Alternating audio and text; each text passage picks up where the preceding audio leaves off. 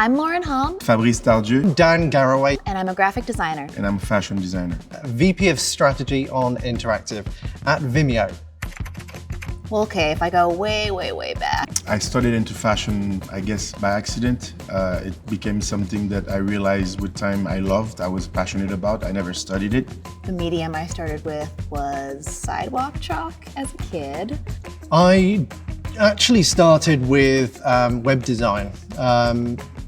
I was in the early stages of the World Wide Web. Oh my God, how old does that sound? Photoshop in high school, maybe. I ended up going into advertising because it seemed like this perfect balance between doing something creative for a living, but also having like job stability, and that's what I sold my parents on for art school. And then I said, what do you guys think I should do? And then all three of them looked at me at the same time and said, fashion. I really was empowered by things like Macromedia, Fireworks, if anybody remembers that. And I really love the simplicity of building websites in that product and designing so quickly and simply. The constraints of hand lettering actually are what excite me, and I think what kept me interested in the medium. As a tourist, I'm very visual. So I always like, I like everything that looks nice. I like everything that tastes good and that sounds nice. I kind of wandered into being a camera operator. I got positioned on this job that we're doing as part of this course, and I started to see that I could tell stories through a lens, and I just thought, this is fascinating. At the end of the day, lettering needs to still communicate a message. Is exciting to me because it kind of reins it all in with illustration and with drawing. I still really enjoy that, but sometimes I can run a little bit too wild with it, and it can feel daunting to be able to draw anything that I want. So fashion is a way for me to express myself, first of all, but also, it's a way for me to affect people's lives also, and make them feel better with themselves. So that's the thing. That's the tool I can use. Because I don't have many talents, I figured that that's the tool I can use to affect others in a way. My creative process. With lettering, you're basically just like giving life to a phrase and drawing people's eyes to the most important words. I mainly think about what's happening in the market and what's happening in the world and what people are not finding, and where I can kind of like slide myself into it, just like you would slide in a DM of someone. I slide into their closet with the shoes. I find the creative process very chaotic, and I think I've learned over the last few years that for myself, the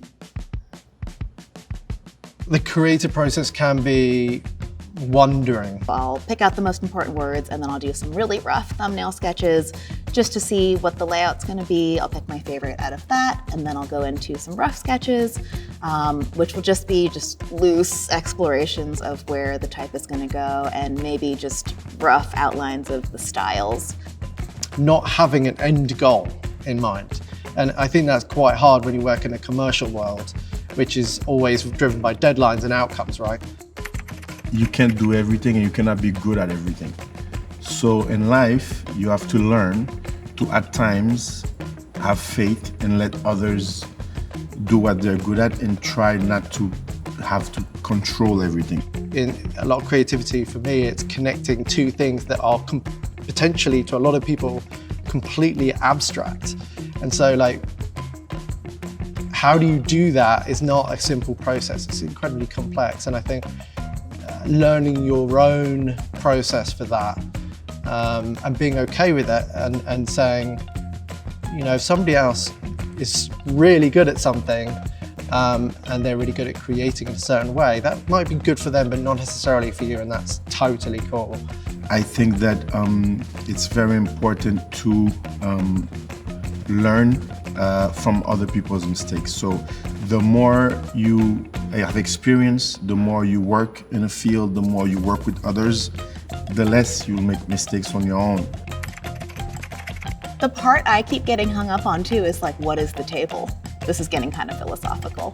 Creatives have if there is a table, and I think it's hard to define the table, but if there is, let's be honest, there is a table in every business in the world. It's delusional to think otherwise. It's increasing on a minute-by-minute basis that creatives are at the tables. If they don't offer you a seat at a table, bring a folding chair. This is a version of that quote. So it's always very important to be able to understand both sides as a creative, not only the creative side, but also the administrative and the business side of things.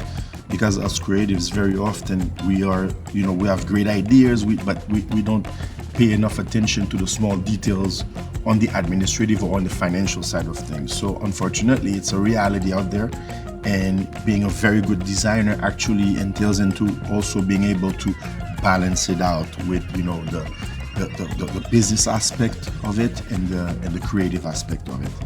Because when I was working in the advertising industry, I think the frustrating thing for me was I felt like the table was, I felt like I didn't have control of the table, and I realized, I was like, okay, I don't have control over the hours that I work or the clients that we get, and I realized that, oh, I don't think the industry is going to change or the workload's going to change, so I must be the only variable that I'm the variable that needs to change in this situation.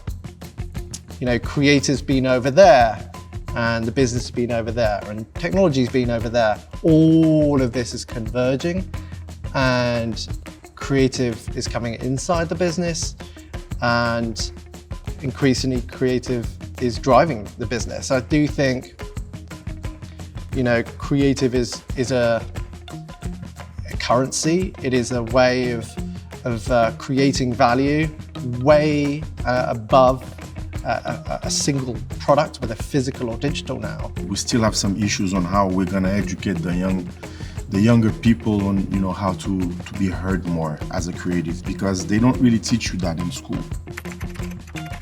For anyone who's interested in getting into hand lettering, one of the things I love about it is how accessible it is. You just need a pencil and a paper or any kind of drawing medium. If you have handwriting, which anyone who writes has it, you can get into hand lettering. All it takes is a little bit of time and patience. Get yourself some ruled paper.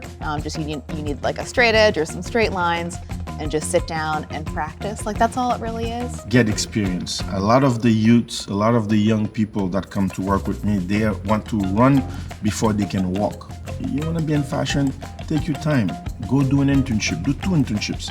Do things for the love of the work. Learn your way in. Learn the ins, the outs. Don't try to burn bridges. And my biggest advice is to do that. You go in, don't be focused or determined to do this for the financial aspect of it. If it brings anybody any comfort, I have terrible handwriting. I have super terrible handwriting.